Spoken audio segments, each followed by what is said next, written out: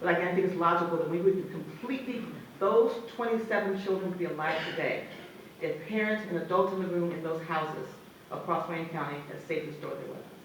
And again, we're talking about the most neglectful. So I think we'll stop here now and take some questions. Do I have anybody, let me see if I have anybody else here that should talk about it. Again, this is not all the units we have. This is not all the representation we have. This is just a small snapshot of the work that we do every year. And we try our best. Our goal is to do justice. Our goal is to keep Wayne County safe. Our goal is to keep our schools, our churches, our halls, our restaurants, any place in Wayne County. We want to make it safe for people to live, work, play, and have fun. And so the work that we do is tedious, it's stressful, it's hard, but we're doing our best to bring you justice to this county. So I'm happy to answer any questions you may have. Daryl? I just have a question. I really respect your, the diversity or wherever that was where you don't want somebody to... Diversion. Diversion, I'm sorry. Okay. Where you don't want somebody... We have a lot of diversity too. Right, sorry. Where you don't want somebody to have a record for something that a good kid could be. I'm just wondering where you stand where there's an honor student who was co-valedictorian of his class, has the support of all his Is this a pending case? no. Okay. No. And he's driving 30 miles an hour down the road, and... Go ahead. Is it pending? Is it? It is pending. Never mind. So we Okay. can't talk about pending case, I'm Okay. sorry. Okay. That would be improper. The judges in the room would not appreciate that. Okay. That's okay, no problem, no need to apologize. Yeah, they want Good evening. So I'm somebody back glad there to said, be "I wanna here know." to meet you, Kim Worthy, and everybody else. I'm from Oakland County, so I wish you can call Jessica Cooper to have a townhouse meeting like this. We need one. No comment. And the public corruption is bad in Oakland County. But I'd just like to say this really quick here. My uncle is 67 years old. He was beaten up horribly bad in Oakland County, group homes and nursing homes. I used to do social work and investigation. I retired from it at 31, but I'm still doing it and suffer horrible retaliation from that. But I thank God for Wayne County for rescuing my uncle, because I had to get him out of Oakland County because they was going to literally kill him. And I went to Attorney General Dana Nelson, task force meeting, and only one person followed my command and her command. I gave them sufficient evidence, and I thank the agents out of state for citing the staff that did this awful tragedy to my uncle. I also met with 3 of her staff last year in December, and one of the agents, him and I was going back and forth, and I did give him sufficient evidence, and I felt awfully disrespected for him to close my uncle's case, and I submitted proof of photos of abuse, neglect, and recordings.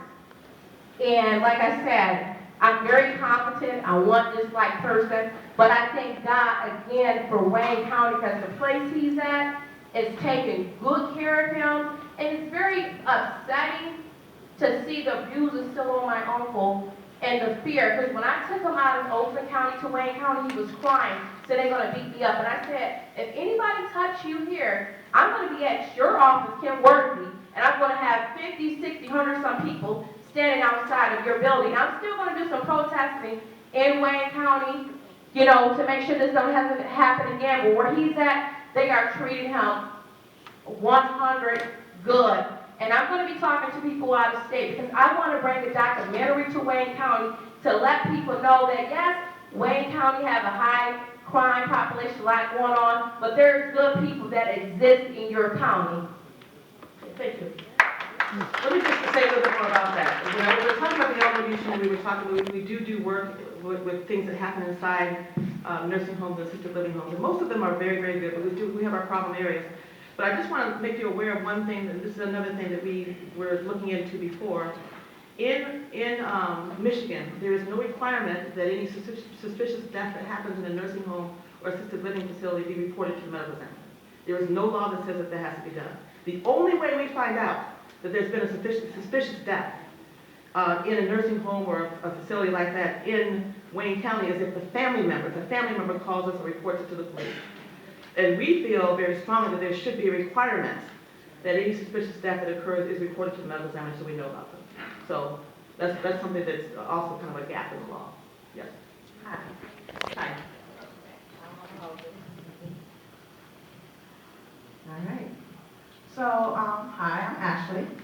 On December 11, 2019, news broke of the corruption scandal within the Detroit Police Narcotics Unit. And the Detroit Police Internal Affairs Unit began investigating these units about 4 months ago and recently released a portion of what they found.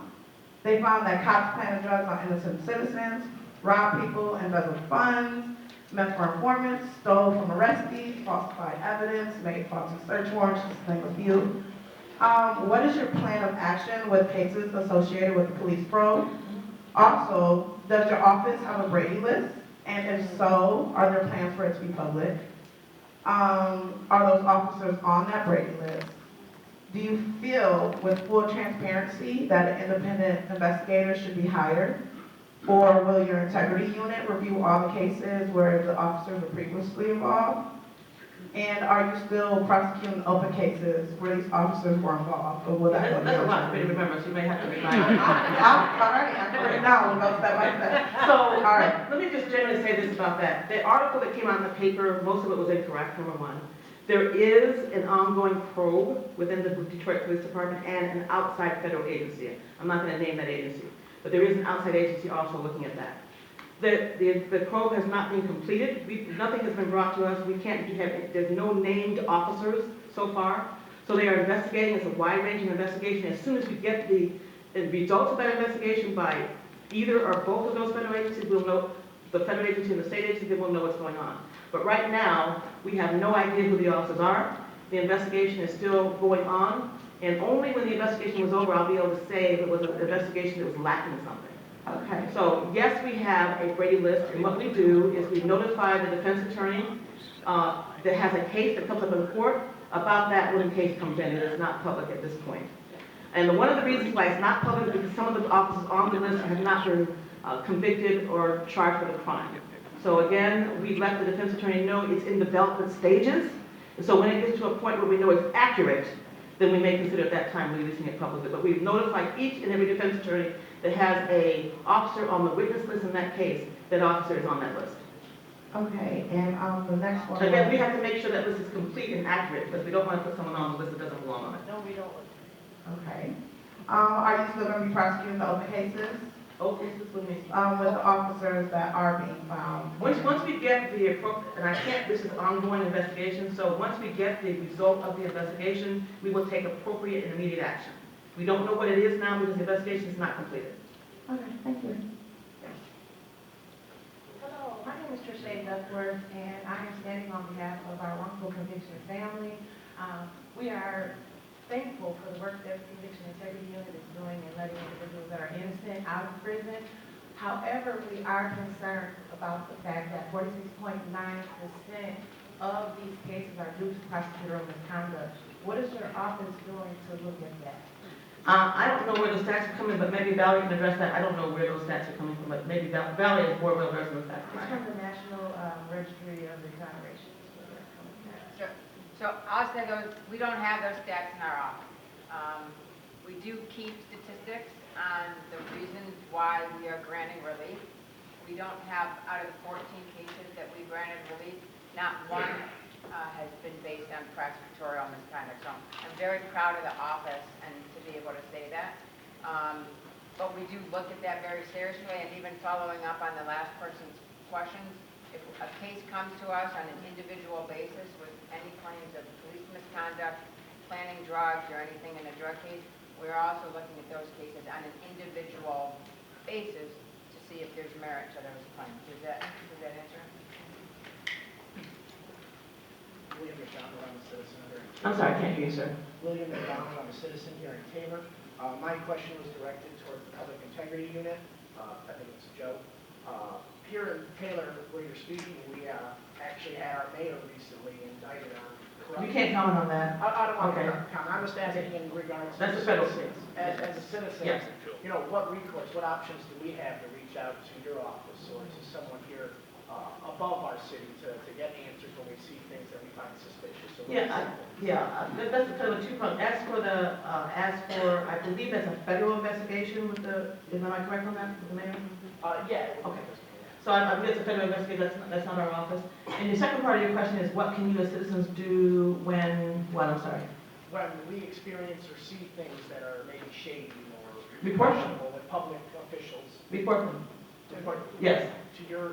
And you can report them to our office as well. Yes, absolutely. Do we look up the Public Integrity Office? Do you have a website hotline? On our website is all the, I'm sorry, Joe, go ahead. That's all right. You can call the general line to the office and ask for the Public Integrity Unit, they'll direct you there. Or you can look on the website. You can also report it to the state police. They have a unit that does public corruption, and we would probably refer you to them for investigators in the sheriff's department in Wayne County if you're not comfortable going to your own police department. There we go. Thank you so much. We get a lot of citizen complaints that we look into.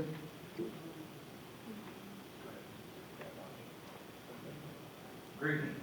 Hello. The presentation, a lot of development from the last town hall. My name is Nicholas. I'm campaign director with Mission Liberation, with a statewide organization that focuses on profitable accountability. And the question I have for you today is looking at the racial disparity of Wayne County.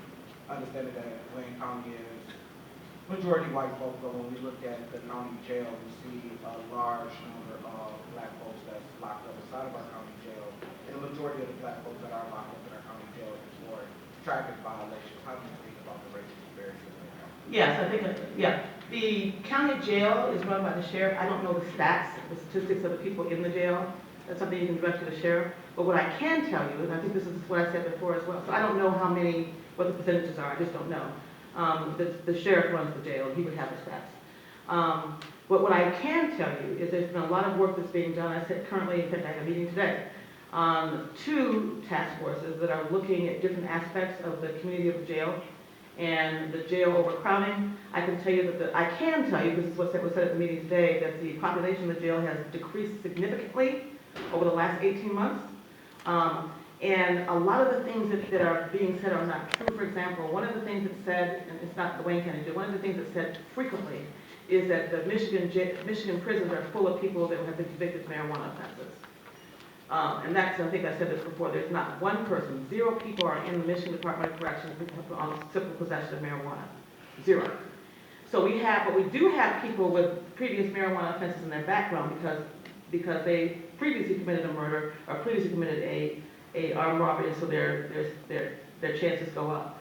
But as far as there's a lot of work being done on many fronts to address those issues, specifically people of color that are in the jail, the disparities, and there are, like I said, I'm sitting on 2 different task forces now of all the stakeholders that are looking at those issues presently. And at the end of I don't know when the work is going to be done, because it's systemic. Some of the things have been going on for a long time. We're looking at examining each and everything, and we're being assisted in one by the Joyce Foundation. I can't remember, the Vera Foundation, VERA.